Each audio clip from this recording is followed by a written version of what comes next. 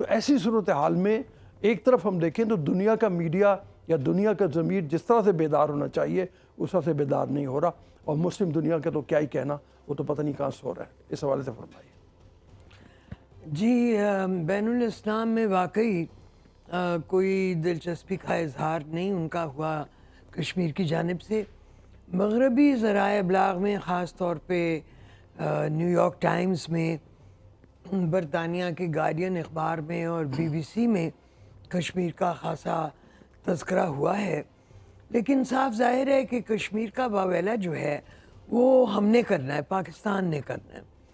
और जो जिस सफाकी और बर्बरियत से हिंदुस्तान की फोर्सेस वहाँ कश्मीरियों को ज़द-ओ-कोब कर रही हैं, इसका तज़किरा हमें ह्यूमन राइट्स फोरम्स में बिलखसूस करना चाहिए है। यूनाइटेड नेशंस का जो ह्यूमन राइट्स फोरम है वो कश्मीर के हवाले से उसकी कारकर्दगी तकरीबन ज़ीरो है। अगर खुदा न खास्ता हिंदुस्तान पाकिस्तान के माबैन जंग छिड़ गई, न्यूक्लियर हथियार इस्तेमाल हो गए, तो पूरी दुनिया के अमन में खलल अंदाज़ी होगी। इससे क्या फ़र्क क्या पड़ेगा? क्या दुनिया इससे को मुतासिर होगी? इसके हवाले से क्या मुस्लिम दुनिया को मुतासिर होगी? क्या फ़र्क पड़ेगा इससे? लेकिन इसका मतलब ये नहीं कि इसके नतीजे में मोदी अपने जो हरकतें कर रहा है उसमें कोई तब्दीली आ जाएगी। मोदी ने ना हमसे पूछकर कोई किया था कुछ, ये उसकी अपनी एक वाशियाना हरकत थी जो इमरान खान, बकौल इमरान खान के एक नाज़ी जहनीत का नतीजा थी।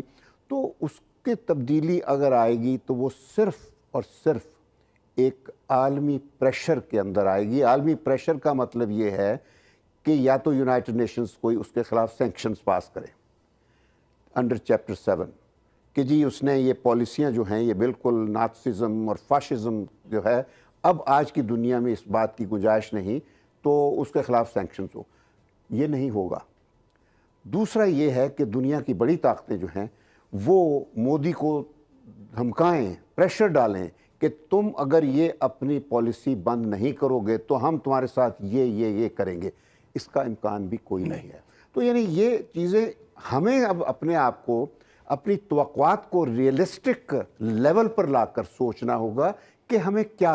ब्रिगेड साहब ये फरमाइए, मैंने जैसे बात की कि एक तरफ तो ये हो रहा है और दूसरी तरफ हिंदुस्तान असल है कि अंबार लगाता चला जा रहा है।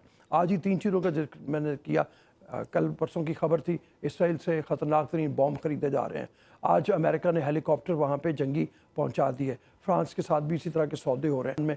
और एक तरफ हिंदुस्तान की इन चीज़ों पे निगाह नहीं रखी जाती कि कितना जंगी असला ख़रीद रहा है और इसके अज़ाइम क्या है।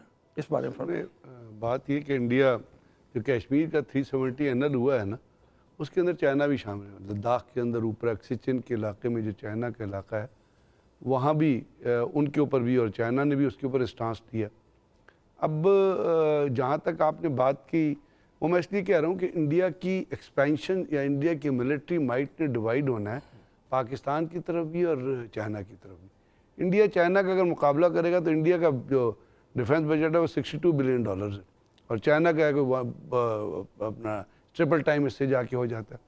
जहाँ तक इसराइल हमेशा से इंडिया का, it has been the second most largest arm supplier after Russia, और उनके बड़े जॉइंट वेंचर चल रहे हैं। एक बहुत बड़ा मतलब मिसाइल था बाराक-8, तो बाराक-8 की जितनी किट्स थी वो इसराइल ने जॉइंट वेंचर के तौर पे इंडिया में बना के सप्लाई की थी।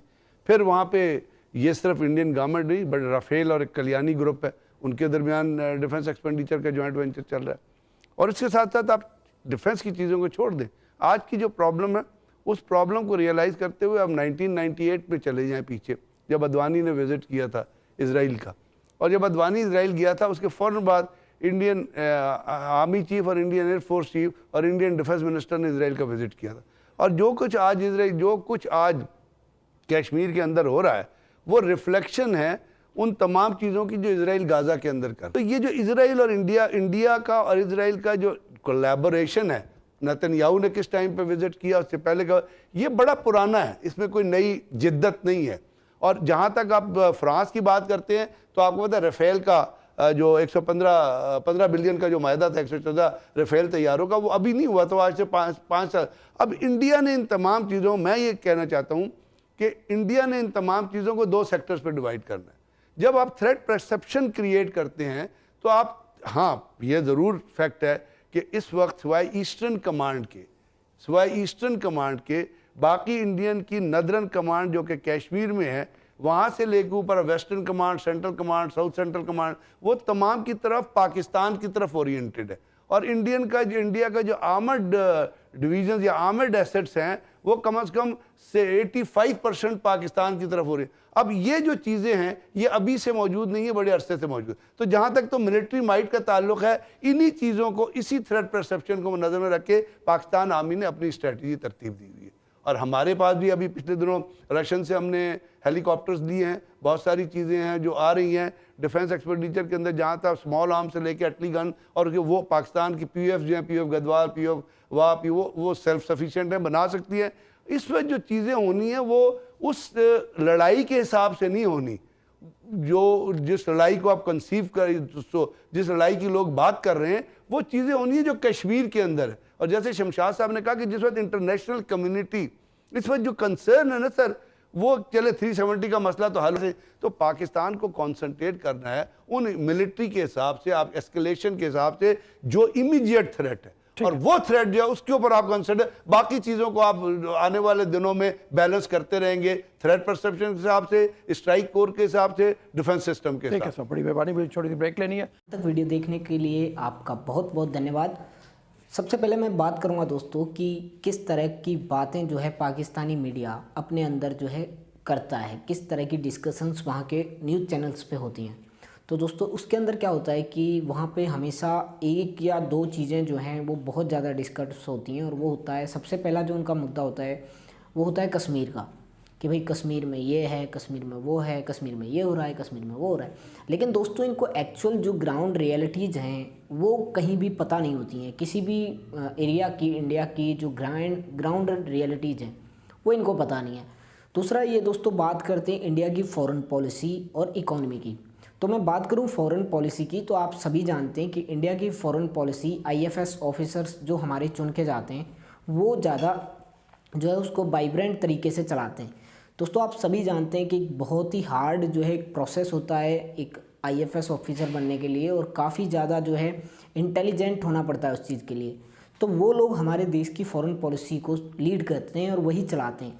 वहीं दूसरी तरफ आप अगर पाकिस्तान के अंदर देखेंगे तो वहाँ पे जो इस तरह की जो सर्विसेज में लोग जाते हैं उनको सिफारिश से एंट्री मिलती है। वहाँ पे जो है 2 नंबर के काम के ज़रिए आप पैसे वैसे देकर आप कहीं भी लग जाते हैं, आपकी किस तरह की अप्रोच है वो चीज़ वहाँ पे मैटर करती है। जबकि आप जानते हैं कि इंडिया में कंपटीशन होता है इस चीज़ के लिए, और एक ही बहुत ही ज़्यादा हार्ड कंपटीशन जो है क्लियर करके तब जाना पड़ता है आगे। तो दोस्तों अगर आपको वीडियो पसंद आया है, इस तरह की वीडियो दोस्तों बहुत सारे लोग बनाते हैं, इंडिया से बहुत ज़्यादा लोग बनाते हैं, और हमारे लिए एक डिप्लोमेसी का लेवल जो है एक प्लेटफॉर्म तैयार करते हैं। तो मैं आप सभी से एक चीज़ कहना चाहूँगा कि अगर आपको ऐसे वीडियोस पसंद आते हैं तो प्लीज़ वीडियो को लाइक कीजिए, शेयर कीजिए, और अगर चैनल पर नए हैं तो प्लीज़ चैनल को सब्सक्राइब कीजिए। मैं मिलता हूँ अगले वीडियो में कुछ ऐसे ही मज़ेदार और इंटरेस्टिंग वीडियोज़ के साथ। तब तक के लिए जय हिंद।